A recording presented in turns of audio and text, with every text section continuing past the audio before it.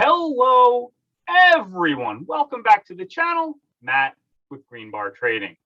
This is the video you have been waiting for, ladies and gentlemen.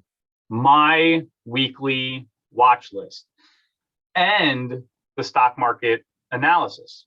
We have to go over where we see the SPY, where we see the Qs, where we see the diamonds. We need to have a roadmap. I need to know if I'm getting in a call that I'm going to have the market at my back. Same goes for a put or, buying SQQQ, which goes up when the Qs go down. I need to know if the market is going to be at my back to the downside.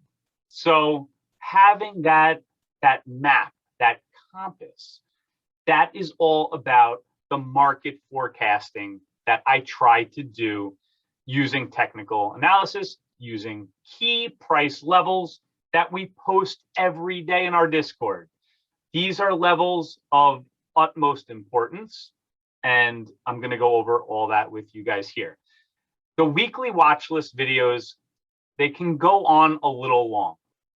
So I'm going to try my best to get through this video as fast as possible. I know that you guys all have other things to do. It's a Sunday. I get it. So, let's go through this as fast as we can. Also, I'm going to be using my new Webull platform for this week's weekly watch list video. I always use Thinkorswim. Now, I still am going to use Thinkorswim every day, but I want to get more used to this platform. So I figured, what better way than let's do it on our first, big weekly watch list video. And by the way, if you guys have any questions, because I am figuring out such great ways to trade options on the Webull platform, I'm going to eventually make a video on it. But if you have any questions, come join our Discord.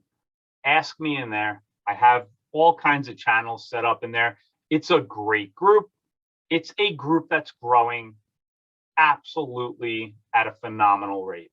And I do want to thank all of the members in there that are actively participating, making the Discord the community that it is.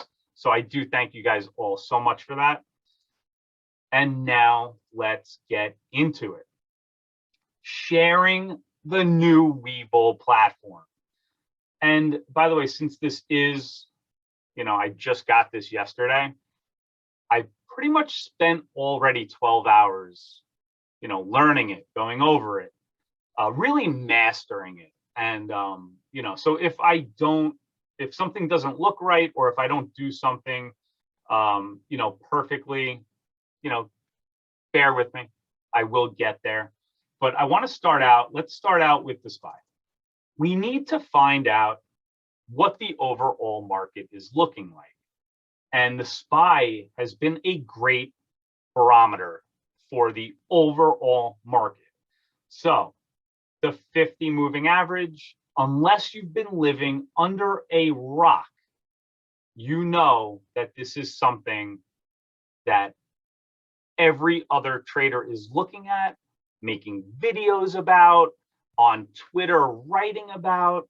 The computer algorithms, they also are written, at least the previous 6 months, to be buying equities and options and going long at the 50 moving average on the SPY. We broke that on Friday.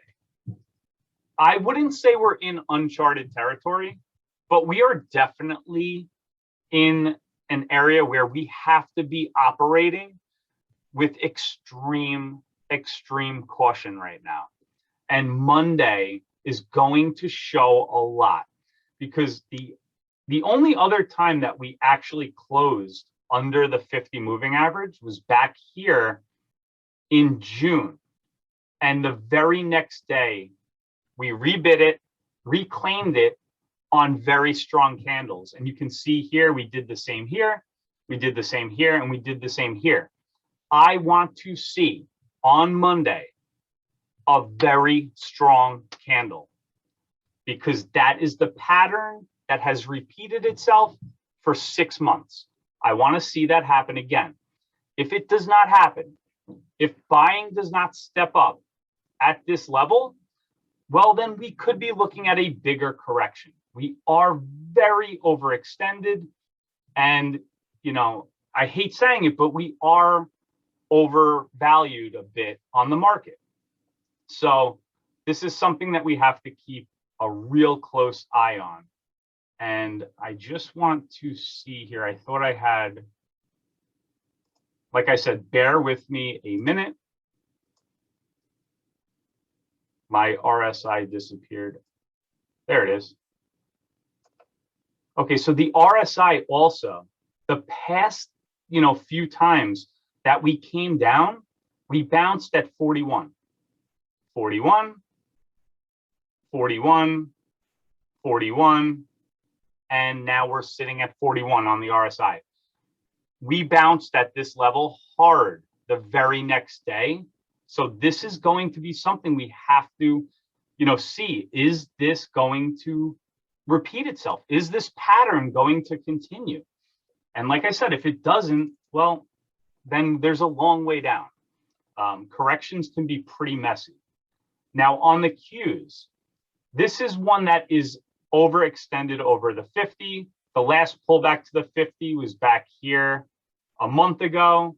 We're still a ways away from that, about 4 points or so, give or take. I have mine at 370, which would be a key level, the 50 moving average on the Qs. Now the Qs are the NASDAQ, you all know.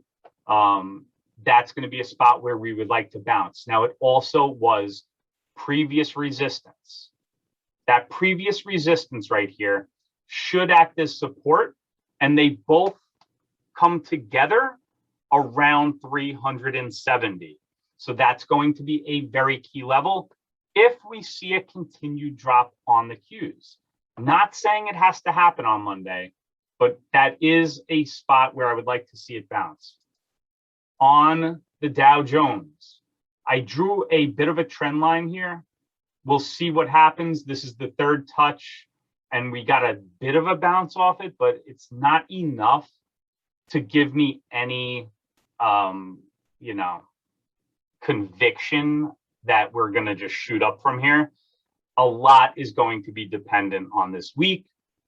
And then if we don't bounce here, then I have support, which was resistance here, and then was support here. That's down all the way to 331. So like I said, this all is about the SPY.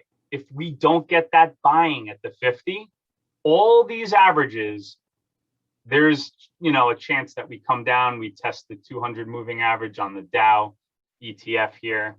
So we gotta monitor all of this.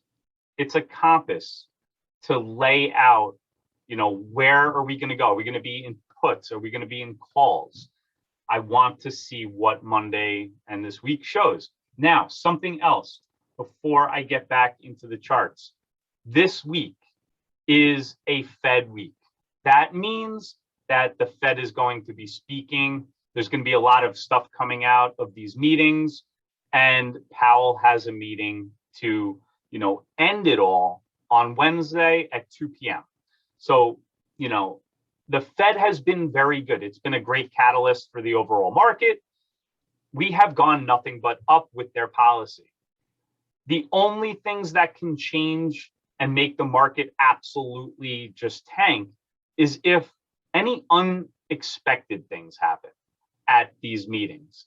But I don't see that happening. I really don't. There's no reason at this point to not believe in what the Fed has been telling us, because it has all been coming true. So until that pattern changes, I wouldn't really worry too much about this. But you have to, keep it on watch. At 2 o'clock on Wednesday, the market has a chance of going all over the place. In the Discord, I'll make sure that I post all of that on these days each morning before we, know, so we don't forget about it. But you need to know all this stuff before you get involved in any type of trades. Now, my watch list. SQQQ was on the watch list last week, and it is a very good play. Now, this goes up when the Qs go down. We all know that the Qs went down. So this on our watch list went up a pretty decent amount. We also broke a trend line here, and we're going to be coming up to resistance, which is just a bit above this. If it breaks all that, that means that the Qs are selling off pretty big. So this might be something that you want to consider. Shopify. This is on my watch list for this week. We saw a bounce in probably one of the worst weeks we've seen in a while, and we've had some pretty nice movement off of recent support, which you can see here in this green box. So I would be interested in Shopify call options, especially if we break, some of these overhead resistance here. You got the 20, you have the 50 coming up. These may be areas that you see resistance at, but every time we've come down here, we've at least made it back up to almost 1600. It's just a pattern that is repeating itself. But I like the strength on a down market and off support. So that's why Shopify is on my watch list this week. Zoom, kind of the same thing. We have this area of support here, very clear area. We got tremendous bounces off of it with very nice daily candles. I love a daily candle that looks like this, and then followed up with another very nice day, another 10-point gain. On Zoom, this one has room up until about 306. You'd be running into the 20, which sometimes can be resistance, but you have a gap fill that's way up here. Now, I'm not saying that's all going to happen, right away, but we're getting a bounce. The last time we bounced off this level, we went to 406 double topped. Nobody likes to see that, especially if you're bullish. We've sold off back to this level. Now, is this where buyers are going to step in? It does look like they have stepped in a little bit. I'm going to be looking for continuation off of this level on Monday with potential call options. AMD, this one has support here at about 102-ish area. You also have the 50-day moving average that it seems to be respecting here. And you have a trend. This is setting up a flag pattern. You had a very big move up. You had the pullback. Let's see if we could break out of that wedge. Now, you will need the overall market behind you to give you these moves, but that can definitely happen. You're off of the 50. You have support. You want to see this hold. If the market craps and these levels don't hold, these are areas you can take puts off of that will then be resistance. But as of right now, they're acting as support. And that's why AMD is on my watch list for a break of this pattern to the upside. Adobe has earnings this week. So, I don't usually like to trade around earnings. So I want to see what this one does. We have been in nothing but an uptrend to some consolidation right here. It's forming a bit of a wedge pattern with some overhead resistance. It's currently above all the moving averages here. It's very bullish. So this is one that we're going to be watching on earnings. That's why it's on my watch list for this week. And then you have Microsoft, my last one that, and I can get to do this for you guys here. So trend lines, you have a very clear area here. Trying to get it perfect. Oh, it's frustrating, frustrating. Come on, you can do it. There we go. You have a flat top. When you have a flat top like this, you look at where can this bounce to then break out of? Well, you're at the 20. It looks like it closed at the 20 EMA on the daily chart. You have some nice candles here that showed real strength. So I'm expecting some more support to be in this area right here, and then the break of this level. A lot of people have Microsoft on their watch list, a lot of day traders.